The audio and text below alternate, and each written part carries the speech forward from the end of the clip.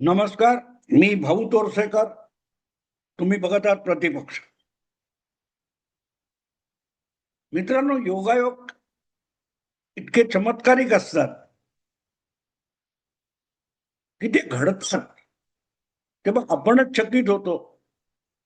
आपल्याला कधीतरी काहीतरी वाटलेलं असतं आणि नंतरच्या काळात अशा घटना समोर घडताना बघितलं की आपल्यालाही चकित व्हायला होतं की अरे, आपल्याला अशी शंका आली होती, हे घडलं, खरंच घडलं.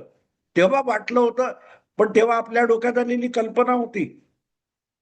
पण ती खरीच घडत असेल तर आपल्यावर देखील चकित होण्याची पाळी येते आणि अशी चकित होण्याची पाळी आज माझ्यावर आलेली आहे. आणि म्हणून मी हा विषय करतोय. या शीर्षकाचं, या व्हिडिओचं शीर्षक तुम्ही बघितलं तर तुम्हालाही वाटलं असेल की पाकिस्तानला मोदींनी भेट कधी दिली होती. आणि धुरंधरचं जे कथानक आहे त्याचा मोदींच्या पाकिस्तान भेटीशी संबंध काय?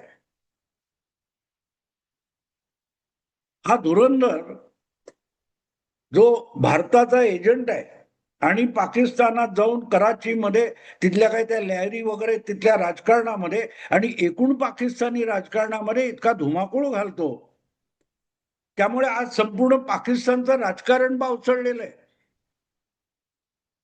पण असा माणूस पाकिस्तानात घुसवला कसा? अर्थात त्यात त्यांनी दाखवलेलं आहे, कुठेतरी त्या एलओसीच्या आसपास कुठेतरी त्याला हेलिकॉप्टरने उतरवला जातो, मग तो त्या सगळ्या भयंकर वेशामध्ये कुठेतरी बस पकडतो आणि कुठे पेशावर, क्वेट्टाला जातो, कराचीला जातो, वगैरे वगैरे वगैरे. पण इतकं सोपं नसतं मित्र, इतकं पण सोपं नसतं.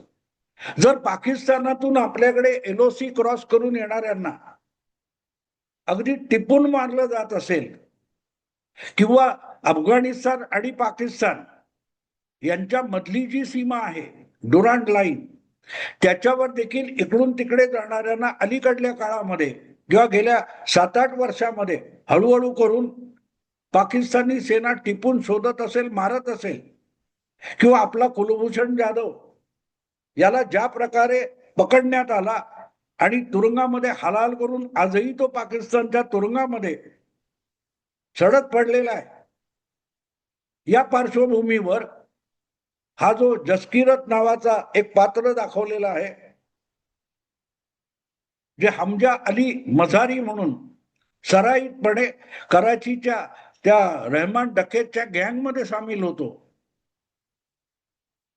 शोधत शोधत फिरत जाताना त्या आलम नावाचा सरबतवाला आहे, त्या सरबतवाल्याच्या दुकानासमोर त्याला दुसऱ्या टोळीकडून मारहाण होते. तो कोण पप्पू आहे त्याच्या, आणि तो तसाच पडलेला असतो. मग तो आलम त्याला आश्रय देतो, आपल्या दुकानात कामाला ठेवतो. पुढे दुसऱ्या भागामध्ये आलेले की तो आलम सुद्धा भारताचा खूप वर्षापूर्वी पाकिस्तानात गेलेला एजंट आहे.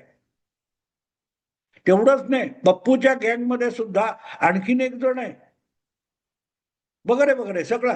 पण हे इतकं सहजगत्या होत नसतं मित्र. अतिशय सावधपणे ही माणसं इकडून तिकडे नेली जात असतात. मी तुम्हाला या संदर्भात माझ्या पूर्वी वाचलेल्या आठवणीतली एक गोष्ट सांगेन, जी खुशवंत सिंग यांनी लिहिली होती. खुशवंत सिंग हे फार जुने आणि नावाजलेले पत्रकार होते, पद्मभूषण वगैरे मिळालेले. टाइम्स ऑफ इंडियाचं इलस्ट्रेटेड वीकली नावाचं एक साप्ताहिक निघायचं आणि ते त्यांनी अत्यंत लोकप्रिय केलेलं होतं. 1971च्या बांगला युद्धामध्ये ढाक्याला जगातले पत्रकार जमले होते, त्यामध्ये खुशवंत सिंग सुद्धा होते. आणि खुशवंत सिंग यांना ढाक्यामध्ये एक जर्मन पत्रकार भेटला आणि त्याने सांगितलं की माझ्याकडे एक महत्वाचं डॉक्युमेंट माझ्या हाती लागलेलं आहे, पण ते बांगला भाषेत असल्यामुळे, बंगाली भाषेत असल्यामुळे त्याचं भाषांतर कसं करून घ्यायचंय मला कळत नाही, तू करशील का? तर खुशवंत सिंगांनी त्याला सांगितलं, मला हे भाषण, मला बंगाली येत नाही, त्यामुळे मी तुला हे भाषण समजावू शकत नाही. तर त्या जर्मन पत्रकाराने खुशवंत सिंगांना सांगितलं की मी सगळ्यात मोठी गौप्यस्फोट करणारी ब्रेकिंग न्यूज माझ्याकडे आहे, ढाक्यात थांबायची गरज नाही. तू माझ्याबरोबर दिल्लीला चल, आपण दिल्लीला जाऊ. मला कोणाकडून तरी हे बंगाली भाषेत जे काय आहे डॉक्युमेंट, हे मला इंग्रजीमध्ये करून पाहिजे का जर्मनीत करून पाहिजे, जर्मन भाषेमध्ये. आणि मी तुला अशी बातमी देईन की संपूर्ण भारतीय मीडियामध्ये इतकी स्फोटक बातमी दुसऱ्या कोणाकडे नाही एवढी माझ्याकडे. आणि त्याच्यावर विश्वास ठेवून खुशवंत सिंग हे भारतात दिल्लीला आले. दिल्लीला आल्यावर त्यांनी ते डॉक्युमेंट त्याने दाखवलं होतं, ते घेतलं आणि त्याचं इंग्रजीमध्ये भाषांतर करून त्या पत्रकाराला दिलं, जर्मन पत्रकाराला दिलं आणि सांगितलं, आता मला तू सांग, सगळ्यात एक्सक्लुझिव्ह अशी ही गौप्यस्फोट करणारी बातमी तुझ्याकडे कुठली आहे. तेव्हा त्या जर्मन पत्रकाराने त्याला सांगितलं की बांगलादेशमध्ये जो उठाव झाला, शेख मुजीबुर रहमान यांना इस्लामाबादला बोलवण्यात आलं निवडणुकीचे निकाल लागल्यानंतर, आणि त्यांना अटक करून बांगलादेशमध्ये पाकिस्तानी सेनेने जे अत्याचार वगैरे चालवले त्याच्या विरुद्ध बांगला जनतेने उठाव केला. आणि तो उठाव करणाऱ्या बांगला रायफल्स नावाची एक तुकडी होती बंगालची, पाकिस्तानी सेनेची, बांगला रायफल्स म्हणून. त्याचं नेतृत्व जो माणूस करतोय, काय जहरुद्दीन वगैरे काय असं नाव त्याचं असेल, तर तो कोणीही दुसरा तिसरा नाही, तो भारतीय गुप्तचर विभाग RAW रॉ या गुप्तचर विभागाचा डेप्युटी डायरेक्टर आहे, ज्याचं खरं नाव नारायणन आहे. हे ऐकून खुशवंत सिंग उडले. म्हणजे जे बांगला वाहिनी, बांगला मुक्ती वाहिनी म्हणून लढतायत, त्यामधले बहुतांश सैनिक हे भारतीय आहेत. आणि भारतीय सैनिक आणि बांगला रायफल्स मधले बंडखोर सैनिक यांनी एकत्रित येऊन मुक्ती वाहिनी नावाचा लढा चालवलेला आहे. आणि त्यांचा प्रमुख जो आहे, बांगला मुक्ती वाहिनीचा प्रमुख हा भारतीय माणूस आहे, त्याचं नाव नारायणन आहे. आता हा नारायणन हा त्या कालखंडात तिकडे कसा पोहोचला याचं उत्तर तुम्हाला शोधावं लागतं. तर ही अशी माणसं इकडून तिकडे घुसवण्याचे जे मार्ग असतात, ते मार्ग अनेकदा स्मगलर्सनी ओपन करून दिलेले असतात. पोलीस, सीमा सुरक्षा दल वगैरे अशांना टांग मारून इकडून तिकडे जायचं असेल तर अशा स्मगलर टोळ्या काम करत असतात. आणि जी माहिती मला नंतर वेगळ्या संदर्भात मिळाली होती, तेव्हा बांगलादेशमध्ये अशा रीतीने भारतीय सेनेला घुसवण्यासाठी ज्याने फार मोठी मदत केली होती, तो मुंबईतला एक नामवंत माफिया मानला जात होता, अगदी दाऊद वगैरेच्या आधीचा. आणि हाजी मस्तानच्या समकालीन असा एक मुंबईतला माफिया होता. त्याने भारतीय लष्कराला बांगलादेशमध्ये घुसण्याचा रस्ता खुला करून दिलेला होता. त्या या इतक्या गुंतागुंतीच्या गोष्टी असतात. सहजगत्या कोणाला तरी हेलिकॉप्टरने उतरवला आणि तो तिकडे पोहोचला असं होत नाही. ती फार गुंतागुंतीची प्रक्रिया असते. पण हे सगळं मी तुम्हाला एवढ्यासाठी सांगितलं की मला अशी शंका, आज जो धुरंधर तिकडे धुमाकूळ घालताना दिसतोय किंवा दाखवला जातोय, कारण मी हे ज्या दिवशी बोलतोय त्या दिवशी सुद्धा पाकिस्तानमध्ये एक भारताचा दुश्मन असलेला लष्कर कमांडर उडवला गेलेला आहे. मी जेव्हा बोलतोय परत एकदा अज्ञातवीर, तेव्हा हे डझनावरीने शेकड्याच्या संख्येने धुरंधर अज्ञातवीर पाकिस्तानात आज बोकाळलेले आहेत. आणि मला अजिबात मनात शंका नाही की त्याच्या मागे भारतीय गुप्तचर खात्याचा आरोप आहे. गुप्तचर खात्यावर जो आरोप आहे पाकिस्तानचा, तो मी खोटा मानत नाही. जसे आपल्याकडे पत्रकारांपासून राजकारण्यांपर्यंत पाकिस्तानचे हस्तक आहेत, तसे पाकिस्तानात सुद्धा भारताला फॉर असलेले पाकिस्तान विरोधी हस्तक तिथे आहेत. आपण निर्माण केलेले आहेत किंवा पाठवलेले सुद्धा आहेत. तर सांगायचा मुद्दा असा की धुरंधर हा तिकडे कसा पोहोचला, किंवा पोहोचवला गेलाय काय? ज्या वेळेला धुरंधर हा सिनेमा, त्याची कल्पना किंवा धुरंधर हा शब्द इतका प्रसिद्ध नव्हता, असा 10 वर्षापूर्वी असं काहीतरी घडलं असू शकेल अशी आशंका माझ्या मनात होती. आणि म्हणून ज्या वेळेला मी युट्यूबवर नव्हतो, अशा वेळेला 2015 मध्ये, म्हणजे युट्यूब चॅनेल वगैरे सुरू करण्याच्या जवळजवळ 5 वर्ष आधी, मी जागता पहारा म्हणून ब्लॉग लिहायचो. त्याच्यावर मी एक लेख लिहिला होता आणि त्याच्यामध्ये वेगवेगळे लेख लिहित, भरपूर लेख लिहित होतो त्या ब्लॉगवर. त्यापैकी एका लेखामध्ये मी अशी आशंका व्यक्त केली होती की पंतप्रधान नरेंद्र मोदी यांनी अचानक जी इस्लामाबादला भेट दिली आणि लाहोर जवळ नवाज शरीफ यांच्या घरी ते गेले होते, गावी कुठच्या वाढदिवसाच्या निमित्ताने आणि नातीच्या लग्नाच्या निमित्ताने, त्यावेळेला मोदींच्या बरोबर गेलेली सगळी भारतीय मंडळी, सुरक्षा गार्ड हे परत आलेत का, असा प्रश्न मी त्या लेखात विचारला होता. झालं होतं असं की रशियाच्या भेटीला पंतप्रधान नरेंद्र मोदी गेले होते.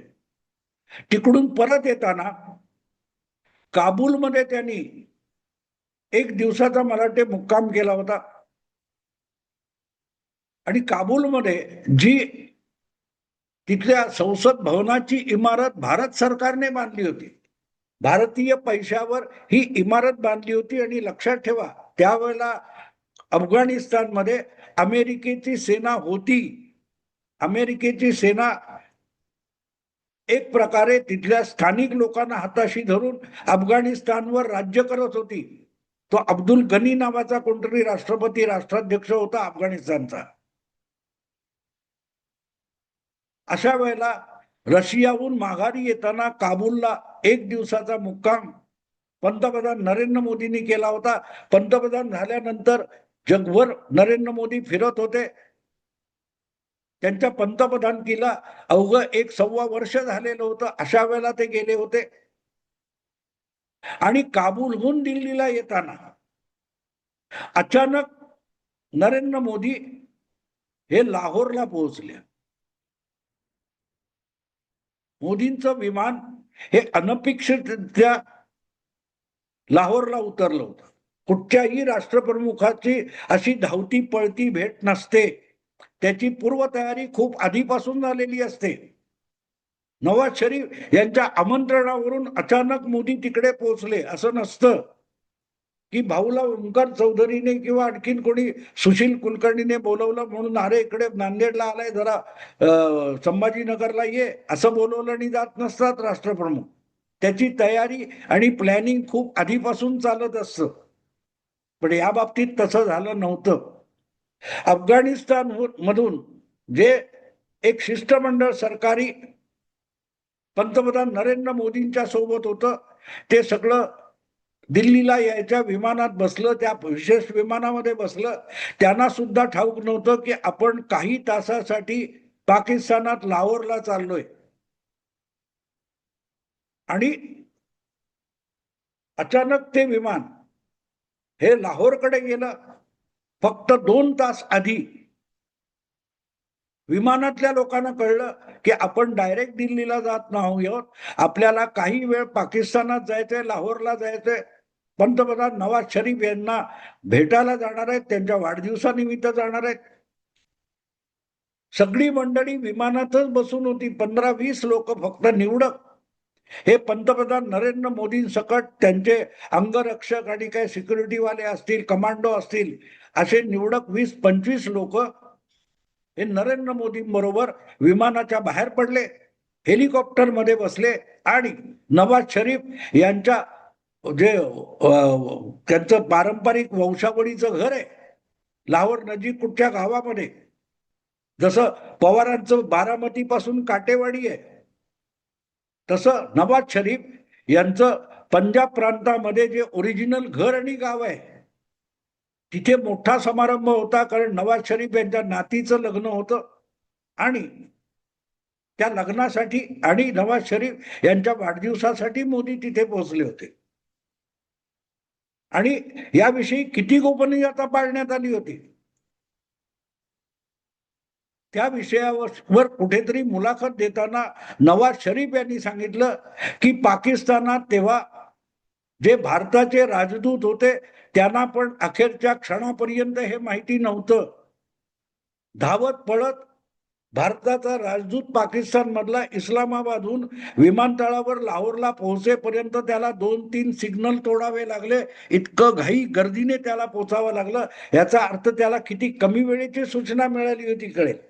आणि म्हणून माझ्या डोक्यात शंका आली होती की न ठरलेली कुठचंही नियोजन नसलेली ही भेट मोदींनी का घेतली. आणि अर्थातच जी भेट ठरलेली नाही त्यासाठी त्या शिष्टमंडळात असलेल्या कुठल्याही व्यक्तीकडे कुठल्याही भारतीय व्यक्तीकडे पाकिस्तानचा व्हिसा असू शकत नाही. आणि म्हणूनच पंतप्रधान नरेंद्र मोदी यांच्याबरोबर नवाज शरीफ यांच्या गावच्या घरी वाड्यावर पोहोचलेले जे काही 20-25 लोक होते मोदींच्या सोबतचे ते सगळेच्या सगळे परत लाहोरला येऊन विमानतळावर येऊन विमानात बसले की त्यातले 5-7 तिकडेच सोडून आलेले आहेत. ही आशंका मी माझ्या लेखात व्यक्त केलेली होती. कारण असा माणूस तिथे गेला आणि हरवला की तो पाकिस्तानी झाला. पाकिस्तानी समाजामध्ये सहजगत्या मिसळून जाऊ शकतो. आणि एकदा मिसळून गेला की त्याला हवं ते काम करायला तो मोकळा असतो. धुरंधर सिनेमामध्ये ज्या प्रकारे तो जसकिरथा तिकडे जाऊन काय तो हमजा मजारी वगैरे झाला, त्याच्याकडे कुठला विसा होता, काय होतं. सांगायचा हेतू असा की अशा रीतीने काही लोक सोडले गेले होते का जे आज गेल्या 4-5 वर्षामध्ये पाकिस्तानात अज्ञातवीर म्हणून धुमाकूळ घालतायत. अशी माणसं या निमित्ताने वेळोवेळी अशी सोडली गेली होती का. माझ्या मनात ती 10-11 वर्षापूर्वी शंका आली होती की मोदी अचानक तिकडे पोहोचले आणि मोदी गेले एकटे तर ठीक आहे, त्यांचं विमानतळावरच विमान होतं, पण त्यांच्या सोबत जी 15-25 माणसं खाली उतरली ती सगळीच्या सगळी परत भारतात आली का. आणि आली नसतील तर ती तिथे राहून काय करणार आहेत हा प्रश्न मी माझ्या लेखामध्ये वापरला होता. मी त्या 2-4 लेखांच्या लिंक मुद्दाम या व्हिडिओ खाली देईन. मला शोधायला लागतील पण देईन. ज्यांना हाऊस असेल त्यांनी ते वाचावं. ऑक्टोबर 2015ची गोष्ट सांगते. आज आपण 2026 मध्ये होतो. बातमी बघताना कशी बघावी, समजून घ्यायची ती कशी घ्यावी, खटकलं तर तिचा पाठपुरावा कसा करावा, तर अनेक गुलदस्त्यातल्या गोष्टी तुमच्या समोर येत असतात. आणि आजही मला असं वाटतं की मोदी नवाब शरीफ यांच्या वाढदिवसाला पोहोचले, तिथे त्यांनी केक खाल्ला वगैरे टिंगल करण्यात आपल्याकडचे पत्रकार रमलेले होते. पण त्या भेटीचा हेतू कोणी लक्षात घेतला होता. आज जो उत्पाद घडताना आपण बघतोय आणि तुम्हाला सांगणं आवश्यक आहे की मित्रांनो फक्त तेवढंच घडलं नव्हतं. त्यामध्ये पाकिस्तानी सेनादल आणि पाकिस्तानची गुप्तचर संस्था ISI यांना सुद्धा नवाज शरीफ यांनी अंधारात ठेवलं होतं. जर भारतीय राजदूत अंधारात ठेवला असेल पाकिस्तानचा तर ISI पण अंधारात होती. आणि त्याचा राग पाकिस्तानी सेना प्रमुखांना आणि ISI प्रमुखांना आला असेल तर नवल नाही.